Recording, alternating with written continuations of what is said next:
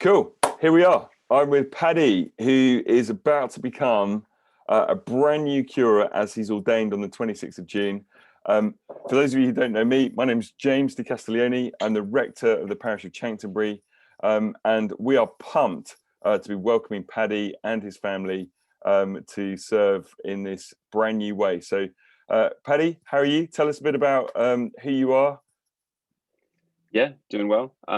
Just coming to the end of 3 years of training as an ordinand. I'm married to Sarah. We've got an 18, 19-month-old daughter, Mary, keeping us on our toes. Yeah, live down here in West Sussex. Looking forward to moving. Awesome. Now, we've actually served together in different ways. Paddy came in as senior youth worker 6 years ago. It's been a joy to have him training with us as an ordinand, and unbelievably, he's been released to stay with us for the next 3.5 years, becoming full-time stipendiary curate here in the parish. Paddy, just give us real quick your story. How did you come to know Jesus? And then how did God lead you into offering yourself for ordination in the Church of England? Yeah, I guess part of my story is I'm the youngest of three, got two older sisters, kind of English parents, but grew up around Europe, America. My parents got divorced when I was quite young, so moved back to England.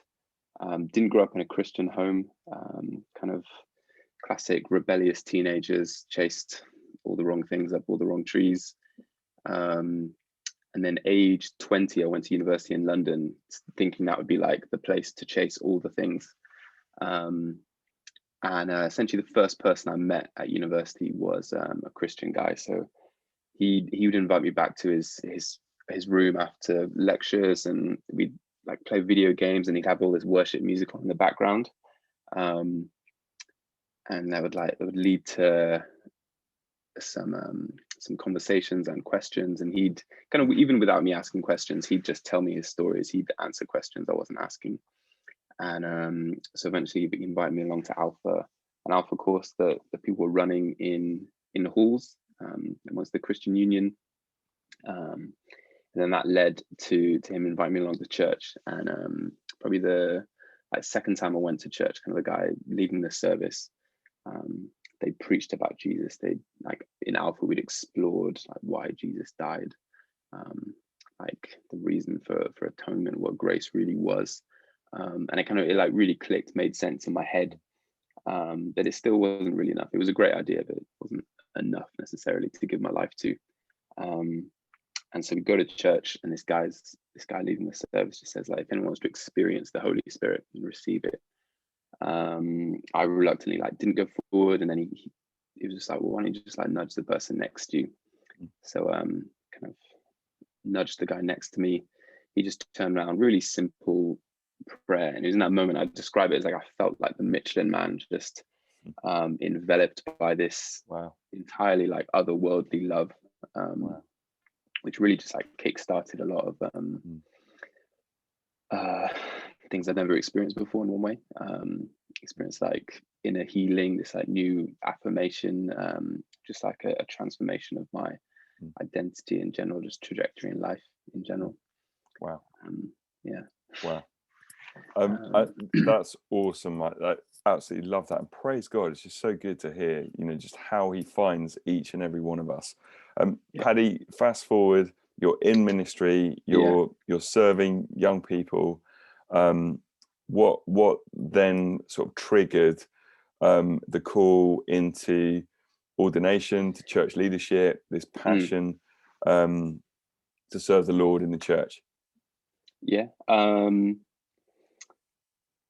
I think just admitting that often it is a case of a lot of other people start saying it first.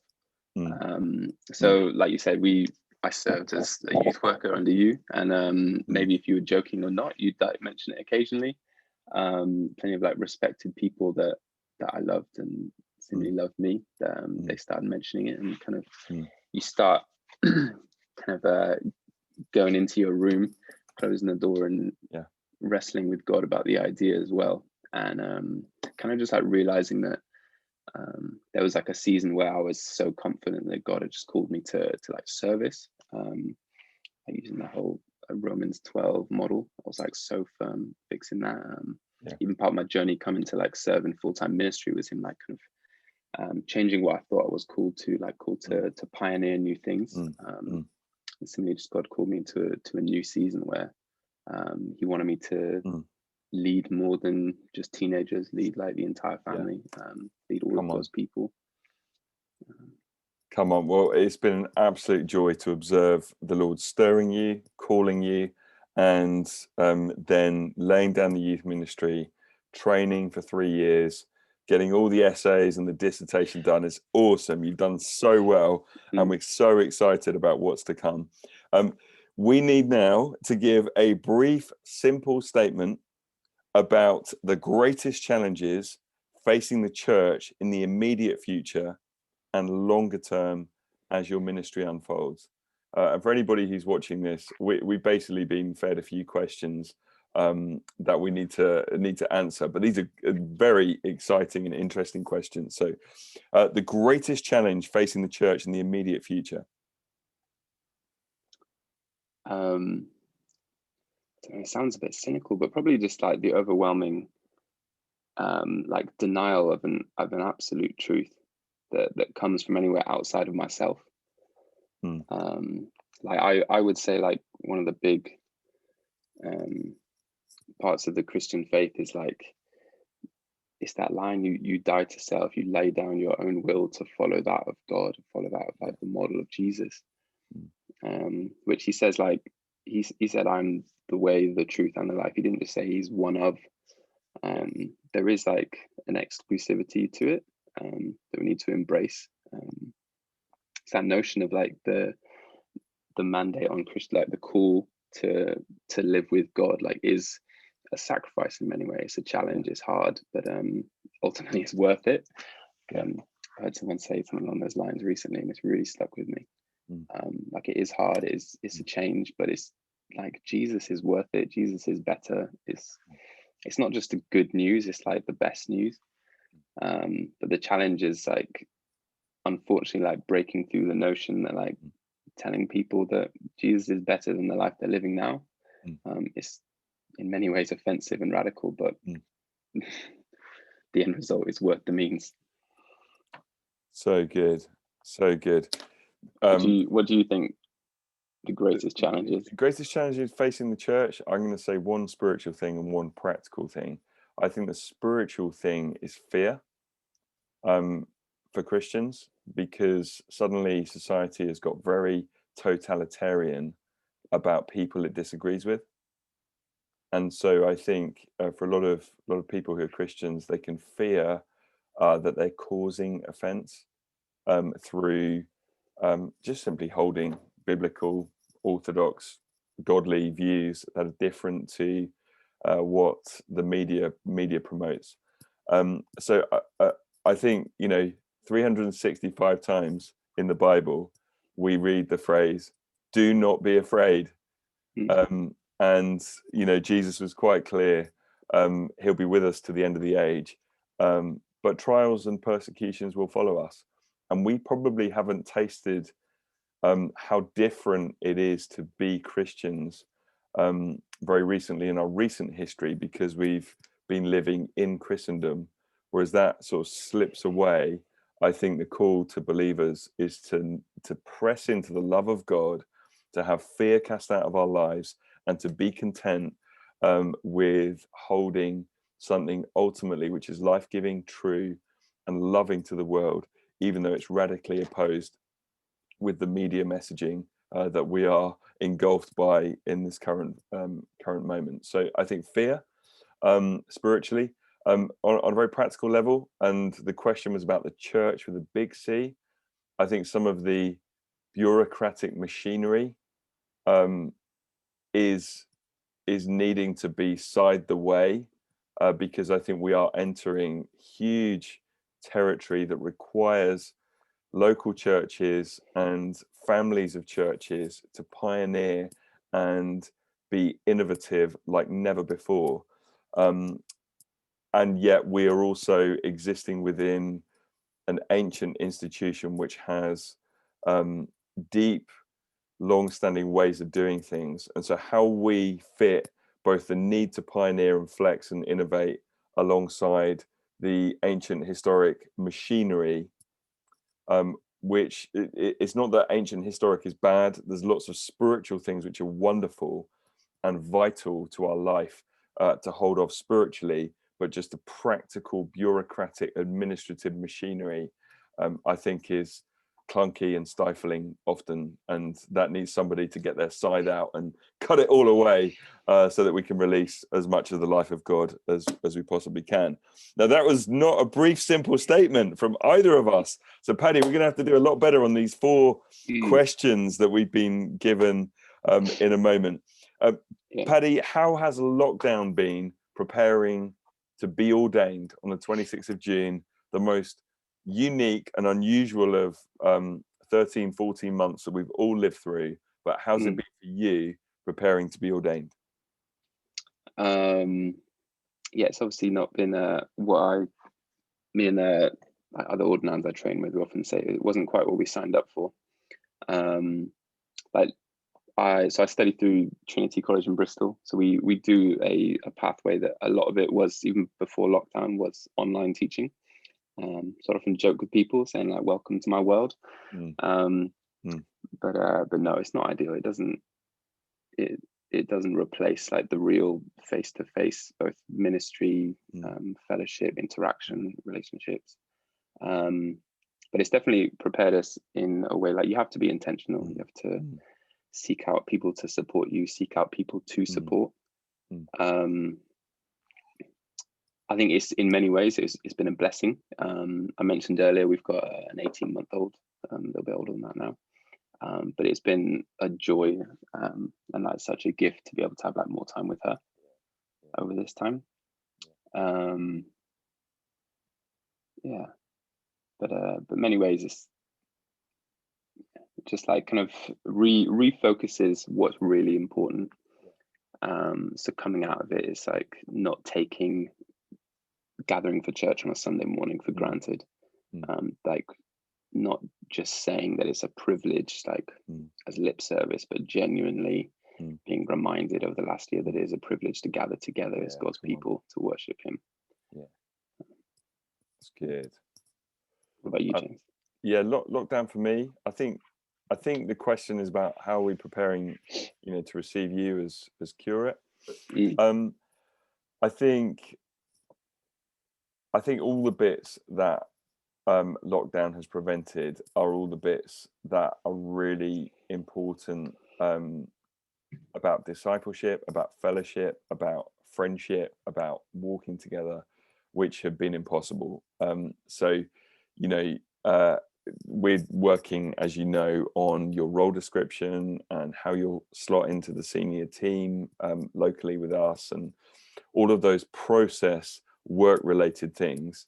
But actually, we're also, as colleagues in the gospel, called into that fellowship of leadership where we walk together, we have meals together, we spend time, even when we're not sort of working, just journeying together, and in that place, sharpening one another, learning together, pressing into Jesus together. So I think those things, have been the stuff which has been harder through technology. So I'm looking forward to that opening up a bit, and praise the Lord, you're moving around the corner. Although I'm not sure I'll be able to keep up with your running schedule quite in the way that you like to. So Paddy, can you hit 2 things? What are your hopes and what are your concerns about the next 12 months? Brand new, newly ordained, moving house into a curate's house in Ashington Village, round the corner from me. What are your hopes and concerns? Hopes. I think maybe one of the just like natural frustrations with training as an ordinand is that you feel so called to serve the church, but so much of your life is consumed just by academics and studies, which aren't bad in themselves, and I'm so grateful for it. But you're not able to serve the church in the same way because you just don't have the time. So I think I'm hopeful, I'm excited about actually being able to like bless other people more, being able to serve God's church in that way.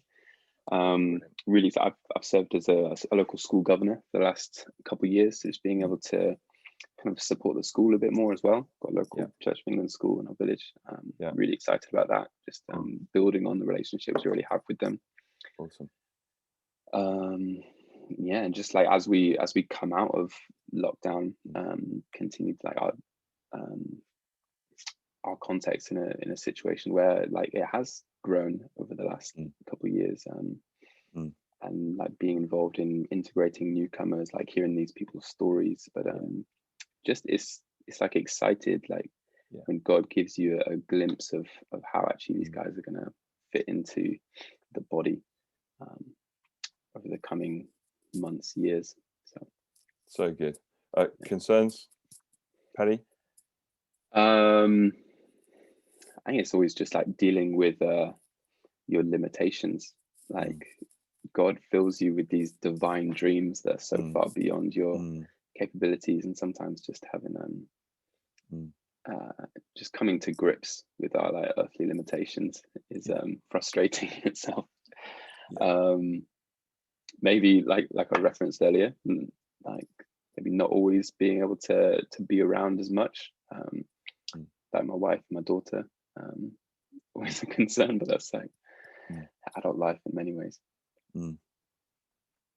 Brilliant. Another question for you. What single thing gives you hope for the future of Christianity in this country? Maybe just recency bias. Currently being at college, surrounded by other ordinands who are about to be ordained. Kind of you look around and see that the future's bright in many ways. As far as the leaders go, being in a context, sounds a bit like I'm sucking up, but having spent the last like couple of years with you, just knowing the way that you lead the church, the way you have led the church, the way the church has grown and transformed, seeing both young and old being raised up to be who God's called them to be. The hope is like in the people God continues to work through. I think in our context, just having a bit of emphasis recently on just going out and like asking people very bluntly, do you know Jesus? And like the response that we've had in our local context, and people actually realizing that these like secular narratives kind of have been found wanting, and they don't deliver on the promises. The emperor's not actually got any clothes on. So good. Sorry, go on. I jumped in there. No, I was just going to say, like the hope for the future is just that realizing that, like, it's a good story. It is something that transforms and changes lives, and ultimately delivers on its promises. Versus awesome. I would say single thing gives me hope. Just seeing exactly the same, Paddy, on a local level, the openness to Jesus, and just seeing him literally just transforming lives. We've been visiting. We set out in November to visit every home in the parish, and with two questions. One, how can we support you during COVID? And two, do you know Jesus Christ personally? And honestly, the response to that second question has just been off the charts, just openness.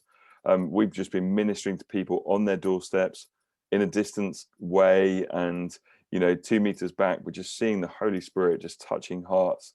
I led a beautiful, very precious lady to Jesus last Monday afternoon, just in her house. She invited me and another lady from church in, made us a cup of tea, and we were there for about an hour, and she invited Jesus into her life, turned away from the past, opened up, the Spirit fell on her. It was just awesome. So this is where, I just kind of think whatever's going on in the media about we're becoming more secular, on a local level, we are just seeing God transform lives. So I don't know about the whole country, but you know, if we all play our part, then my goodness, we're going to transform a nation.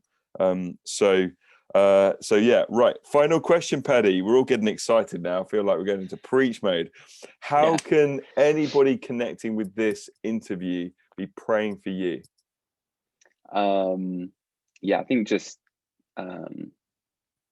recently being honest and recognizing that any change is difficult. My wife and I moving house, essentially changing jobs, daily rhythms, they're going to change. As much as it's like transitioning to a good thing, it's a change nonetheless. Just continue for God's grace to continue to be more and more apparent in our daily lives. That we'd see God moving even in the little things, the big things. Sounds funny. Pray for our dog. He's quite a sensitive soul, even though he's huge. As he moves. Well, let the intercession rise for Paddy's dog.